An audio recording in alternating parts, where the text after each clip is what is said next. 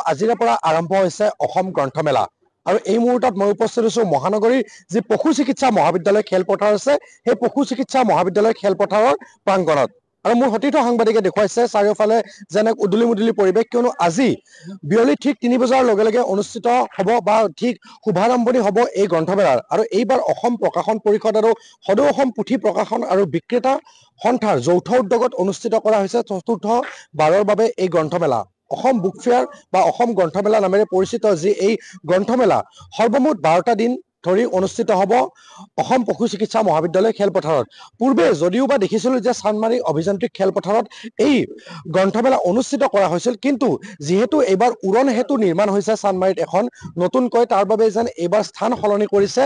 অসম প্ৰকাশন পৰিষদে আৰু যিহেতু মই পূৰ্বে উল্লেখ কৰিছোঁ যে অসম প্ৰকাশন পৰিষদ আৰু অসম পুথি প্ৰকাশন বিক্ৰেতা সন্থাৰ যৌথ উদ্যোগত অনুষ্ঠিত হোৱা যি এই গ্ৰন্থমেলা সৰ্বমুঠ 12টা দিন ধৰি অনুষ্ঠিত হ'ব আৰু যিহেতু এইবাৰ ৰাজ্যিক কেবিনেটে বহুকেইটা গুৰুত্বপূৰ্ণ সিদ্ধান্ত লৈছে এই গ্ৰন্থমেলাখনৰ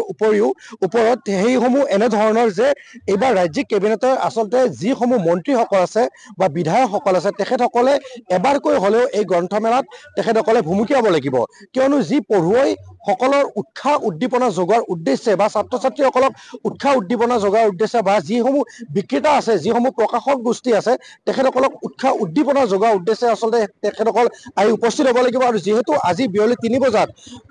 অসম চৰকাৰৰ মাননীয় শিক্ষামন্ত্ৰী গৰাকীৰ উপস্থিতিত এই গ্ৰন্থমেলা অনুষ্ঠিত কৰা হ'ব বা শুভাৰম্ভণি কৰা হ'ব সেয়েহে বহুকেইটা প্ৰকাশন গোষ্ঠীয়ে সৰ্বমুঠ 118টাকৈ প্ৰকাশন গোষ্ঠীয়ে এই মুহূৰ্তত আহি উপস্থিত হৈছে বা তেখেতসকলৰ যিসমূহ বিপণীসমূহ আছে এই বিপণীসমূহ আচলতে তৈয়াৰ কৰিছে বা তেখেতসকলে সাজু কৰিছে মই দেখুৱাইছোঁ ৰেখা প্ৰকাশন আশিস আগবাগ বিভিন্ন ধৰণৰ প্ৰকাশন গোষ্ঠীয়ে আজি ইতিমধ্যে তেখেতসকলৰ বিপণীসমূহ সাজু কৰিছে আৰু যিহেতু ৰাতিপুৱাৰ পৰা নিশা ঠিক 10 বজাৰ লগে লগে পৰ্যন্ত এই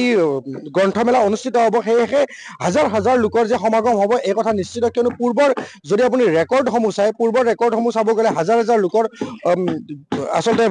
অহা যোৱা হয় এই গ্ৰন্থমেলা আৰু এইবাৰ এটা বিশেষ খবৰ কিয়নো DY36 যি এক্সিকিউটিভ এডিটৰ ডক্টৰ কুমুদ দাসৰ দ্বাৰা ৰচিত মই মানুহ হ'ব খোজো যিখন গ্ৰন্থ এই গ্ৰন্থখনৰ মই এখন পোষ্টাৰ দেখুৱাইছোঁ এইখন আছে ৰেখা প্ৰকাশন গোষ্ঠীৰ দ্বাৰা প্ৰকাশিত এখন গ্ৰন্থ আৰু সেইখন হ'ল মই মানুহ হ'ব খোজো ডক্টৰ কুমুদ দাসৰ দ্বাৰা ৰচিত যিখন গ্ৰন্থ সেইখন গ্ৰন্থ মই দেখুৱাইছোঁ মোৰ সতীৰ্থ সাংবাদিকক মই অনুৰোধ জনাইছোঁ এইখন গ্ৰন্থ যদিহে সম্ভৱ হয় দেখুৱাবলৈ মোৰ হাতত থকা এইখন যি গ্ৰন্থ এইখন হ'ল ডক্টৰ কুমুদ দাসৰ দ্বাৰা ৰচিত মই মানুহ হ'ব খোজো ইতিমধ্যে এইখন গ্ৰন্থ পঢ়ুৱৈ সমাজৰ একাংশ লোকে প্ৰত্যক্ষ কৰিছে আৰু সেই এটা ভাল খবৰ বুলি ক'ব লাগিব কিয়নো ডক্টৰ কুমুদ দাসে যি লিখি উলিওৱা গ্ৰন্থখন ইতিমধ্যে ৰেখা প্ৰকাশনত উপলব্ধ আৰু ৰেখা প্ৰকাশন গোষ্ঠীৰ দ্বাৰা এজন লোক মোৰ লগত আছে তেখেতৰ সৈতে মই কথা পাতিবলৈ চেষ্টা কৰিম দাদা কি ক'ব কেনেধৰণৰ উৎসাহ উদ্দীপনা কিয়নো পূৰ্বৰ সময়ছোৱাতো আপোনালোকে গ্ৰন্থমেলাত আহে বা এইবাৰ চতুৰ্থবাৰৰ বাবে আহিছে কি ক'ব এই ক্ষেত্ৰত বৰ্তমান আজিতো প্ৰথম আৰম্ভণিহে গতিকে মানে ঠিকে থাকিব ভালেই হ'ব কিতাপ পঢ়া মানুহখিনি আছে যথেষ্ট আছে ভাল লাগিছে আৰু এইখন কিতাপটো বৰ্তমান মানে এটা হেৰিত আহি আছে আৰু মই মানুহ হ'ব খোজো আপোনালোকৰ তাতে উপলব্ধ আমাৰ পৰা উপলব্ধ এভেইলেবল আছে পাই যাব